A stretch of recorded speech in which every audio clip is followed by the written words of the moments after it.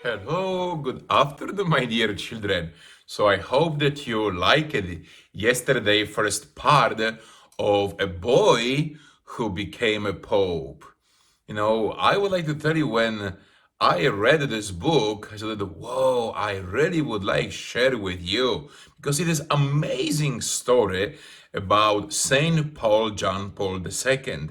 So today we'll have second part, and so we'll hear more. We'll hear, when the Pope he was elected to be the Pope. Are you ready? So please sit comfortable and let's start. Shortly after he became a priest, Carol was sent to Rome to study even more. The city was beautiful. There he saw places he had only read about in books. In the meantime, another kind of darkness had come to Poland. The new communist leaders threatened both freedom and faith. People weren't allowed to practice their religion. Those who tried to pray or worship openly were punished. Karol made a promise to himself. Someday, he thought, I will go home and help the people remember who loves them most. When Karol returned to Poland, he spent most of his time with young people. Together they took many trips to the mountains so they could talk freely about God. Father, what should we call you so people won't know you are a priest? Call me Uncle, he laughed. The mountains and rivers were a perfect playground. They could kayak, hike, play games, and pray. It was also a great place to ask for advice. Uncle, one of the young women said. Yes, he answered, looking up from his book. A young man has asked me to marry him, and I haven't said yes yet. She tugged at her braid nervously. Do you want to say yes? I think so, but do you think it's a good idea? I will ask you something my mother once asked me, Carol said. Who do you love most? She hesitated, then smiled. If you are sure of your answer, then I'm sure it's a good idea. Then he playfully added, but are you sure you want to marry him? They both laughed as she got up and ran to the young man with her answer. As the sky grew dim, they all gathered for Mass. Father Karol raised his eyes and remembered all those he loved, his mother, father, brother, friends, everyone who had once roamed the same mountains with him and who never would again.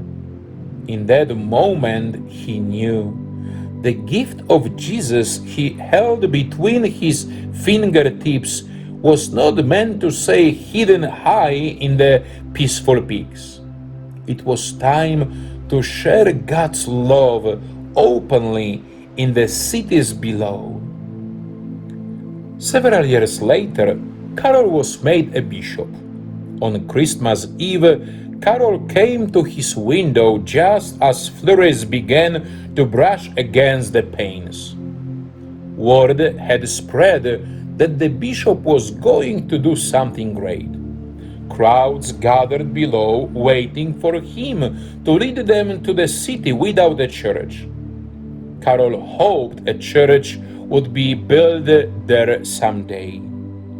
He stepped into the night with a glowing candle. They all began to walk. Tanks and soldiers lined the way.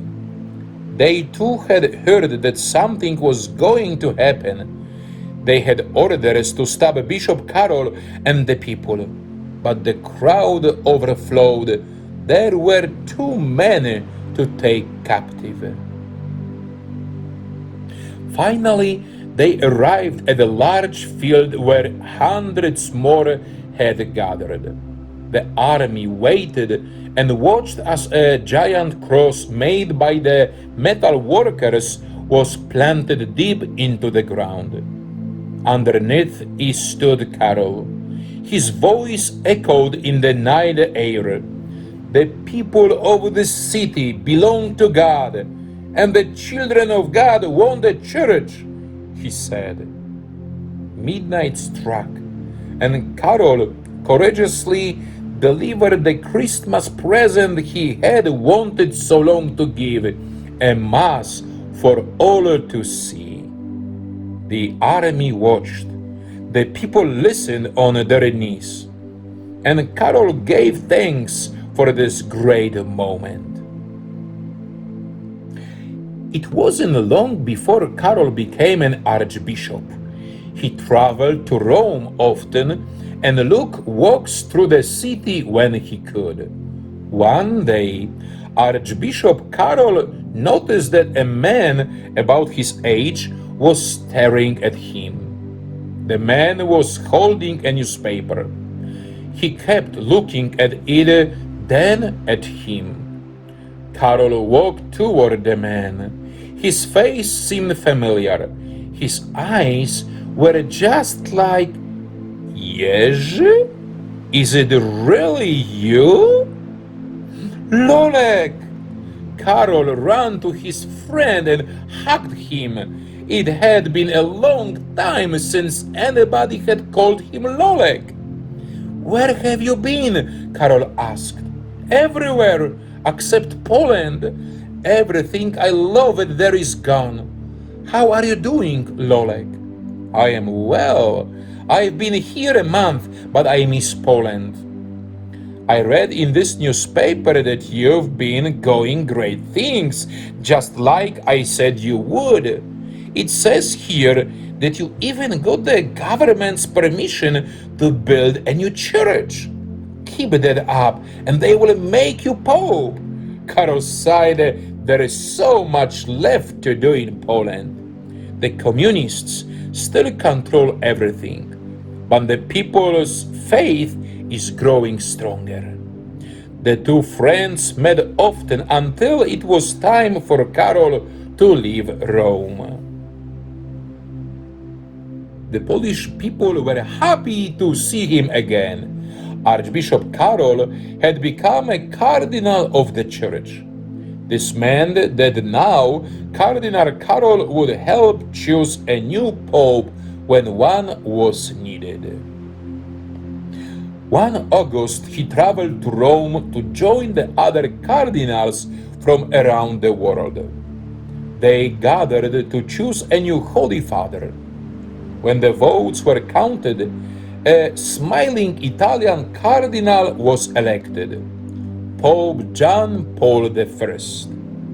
Carol returned home. 1 month later, however, he received some unexpected news. Pope John Paul I had died suddenly. All the cardinals were called back to Rome. This time, Carol wondered. They would never choose me, would they?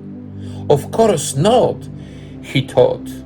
There are 100 reasons to elect someone else.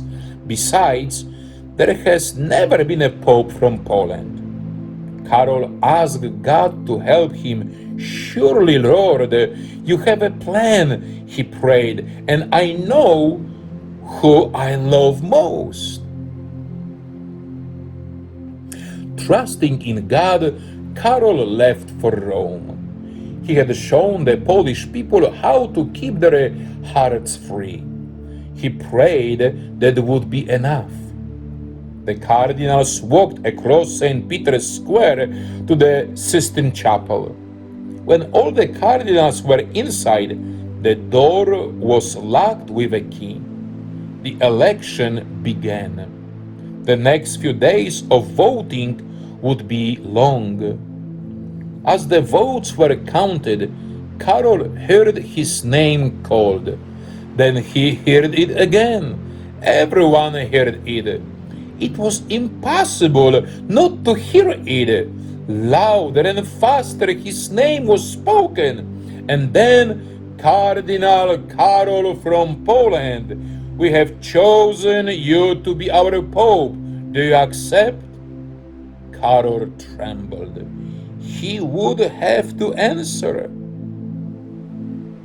Karol's mind flooded with memories. Suddenly, he heard another voice speaking gently in his heart. Lolek, do you love me? You know I do, Jesus. Lolek, do you love me? You know that I love you, Lord, he answered again. But Lolek, who do you love most? I love you, Jesus. I love you the most. Then take care of the ones I love, always. The chapel was silent. The cardinals waited for his answer. Cardinal Karol's voice was strong. Yes, I accept. He had said goodbye to his mother, his brother, and his father. Goodbye to his friends and his homeland too. There, with a full heart, he even said goodbye to his name and took a new one, Pope John Paul II. Remembering who he loved most, the new Pope realized that he hadn't lost anything at all. His white robes rustled in the wind as he stepped onto the balcony. A sea of beaming faces greeted him below. What will this Pope from a faraway land be like? They wondered. Will he love us? The moment they saw him, they knew he did. For the rest of his life, Pope John Paul II never forgot he loved God most of all. He shared that love with the whole world, and everywhere he went, crowds came out to greet him shouting, John Paul II, we love you! Oh my goodness, how amazing story. And so it is good to have dreams, right? But also, and Lolex, so Carol, or we can tell John Paul II's mother, she asked important question, who you love, the most. And it is good question, because this is question for each of us. So we love Jesus and Jesus loves us. So it is good to remember about prayer, because prayer, daily prayer, it is our conversation with Jesus. Do you remember a couple, days, like 2 weeks ago? See, now I don't remember. My memory is good and short, but we told that Jesus, he's always listening us. Oh, I know. It was last Sunday when we celebrated Divine Mercy Sunday and we told about the trusting and listening. Yes. So it is why we should pray every day because God is listening us. And I would like to tell you, and like we heard in the story, that we need to have more priests. We need more priests in our diocese. So I hope, and I will pray for it, that maybe some of you will have, these feelings that God is calling you also, and that some of you, will be in the future priests and maybe nuns and maybe catechists in the parish, because absolutely the church needs you. So, my dear children, it was nice to spend a little time with you. So, our next storytelling will be next Saturday at 3 p.m. So have a wonderful and blessed day. Bye bye. God bless you.